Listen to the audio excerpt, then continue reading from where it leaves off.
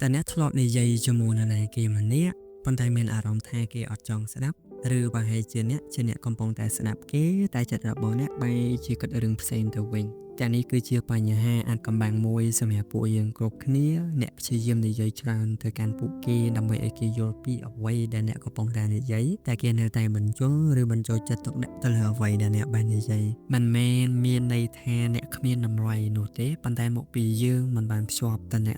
គ្នាបានល្អថ្ងៃនេះខ្ញុំនឹងនិយាយអំពីរបៀបសាងជំនាញទំនាក់ទំនងដ៏សំខាន់មួយទៅកាន់ពួកយើងទាំងអស់គ្នាទាំងនេះគឺជាចំណុចសំខាន់3យ៉ាងដែលយើងត្រូវគិតការតំណាក់តំណងមិនមែនគ្រាន់តែនិយាយនោះទេគឺវាជាការតាក់ទងគឺជាការយល់ដឹងពីគ្នាទៅវិញទៅមកទី1ស្ដាប់ដោយចេតនាមនុស្សភាគច្រើនស្ដាប់ដើម្បីឆ្លើយប៉ុន្តែមនុស្សដែលមានតំណែងល្អគឺគេស្ដាប់ដើម្បីយល់នៅពេលដែលអ្នកយកចិត្តទុកដាក់នៅក្នុងការស្ដាប់ពិតប្រាកដពួកគេមានអារម្មណ៍ថាអ្នកផ្ដល់តម្លៃឲ្យគេហើយពួកគេក៏ហ៊ាននិយាយច្រើនជាងមុនដោយភាពសប្បាយរីករាយជាមួយអ្នកទី2និយាយដោយភាពច្បាស់លាស់អ្នកមិនចាំបាច់ប្រើពាក្យសម្ដីពិបាកក្នុងការនិយាយនោះទេអ្នកគ្រាន់តែត្រូវបង្ហាញគំនិតរបស់អ្នកជាសាមញ្ញនិងមានទំនុកចិត្តការនិយាយដែលច្បាស់លាស់តែងតែមានឥទ្ធិពលជាងការនិយាយដែលវែងអន្លាយនិងគ្មានភាពច្បាស់លាស់ទី3កាយវិការនិងសម្លេងពេលខ្លះទឹកមុខរបស់អ្នកនិយាយច្រើនជាងពាក្យសម្ដីរបស់អ្នកទៅទៀត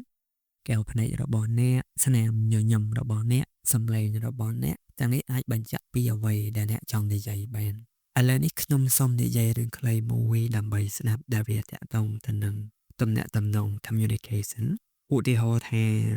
បុគ្គលវ័យក្មេងម្នាក់ធ្លាប់បានប្រាប់តអ្នកគ្រប់គ្រងរបស់គាត់ថាខ្ញុំខំផឹងធ្វើការខ្លាំងណាស់តែគ្មានបណ្ណាគេចាប់អារម្មណ៍អ្នកគ្រប់គ្រងក៏បានឆ្លើយតបថា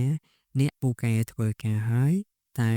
អ្នកមិនពូកែបង្ហាញការងាររបស់អ្នកពេលនោះហើយជាពេលដែលបុគ្គលិកវ័យក្មេងម្នាក់នោះបានផ្លាស់ប្ដូរផ្នត់គំនិតរបស់គាត់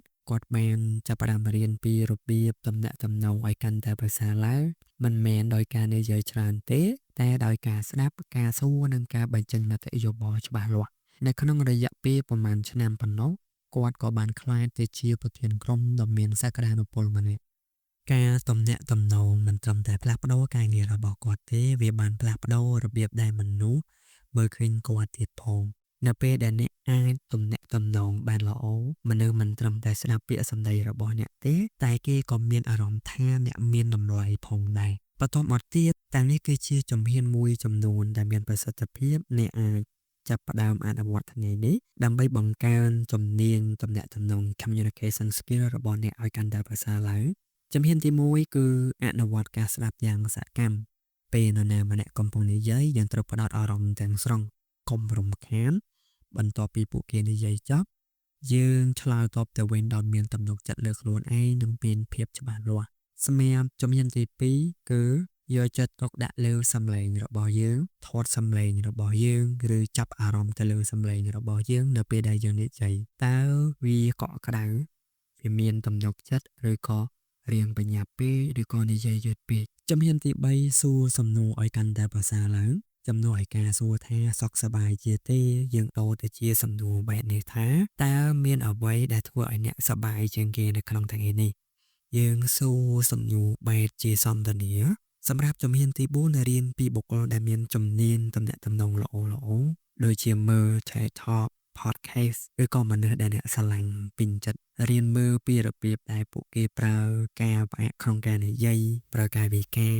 ឬការបញ្ចេញសំឡេងបន្ទាប់មកយើងយកវាមកអនុវត្តឲ្យខ្លួនឯងហើយចូលចងចាំថាការទំនាក់ទំនងគឺជាជំនាញមិនមែនជាទេពកោសល្យទេអ្នកអនុវត្តកាន់តែច្រើនវានឹងកាន់តែងាយស្រួលសម្រាប់អ្នកសរុបមកវិញការទំនាក់ទំនងល្អមិនមែនមានន័យថាត្រូវនិយាយឲ្យល្អឥតខ្ចោះនោះទេវាមានន័យថាការតភ្ជាប់ទំនាក់ទំនងយ៉ាងជ្រាលជ្រៅធ្វើឲ្យអ្នកដទៃមានអារម្មណ៍ថាត្រូវបានគេឲ្យតម្លៃត្រូវបានគេស្ដាប់និងត្រូវបានគេយល់នៅអ្វីដែលខ្លួនបាននិយាយចាប់ផ្ដើមពីចំណុចតូចស្ដាប់ឲ្យបានច្រើននិយាយសាមញ្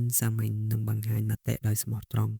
ព្រោះនៅពេលដែលពាក្យសម្ដីរបស់អ្នកចេញពីការយល់ដឹងសម្លេងរបស់អ្នកអាចពិតជាបំផុសគំនិតដល់អ្នកដទៃបានការទំនាក់ទំនងគឺជាស្ពានរវាងភាពច្របូកច្របល់និងភាពច្បាស់លាស់ចូលចាប់ផ្ដើមកសាងស្ពាននោះតាមរយៈការសន្ទនាដោយភាពស្មោះត្រង់ Thank you for watching See you in the next video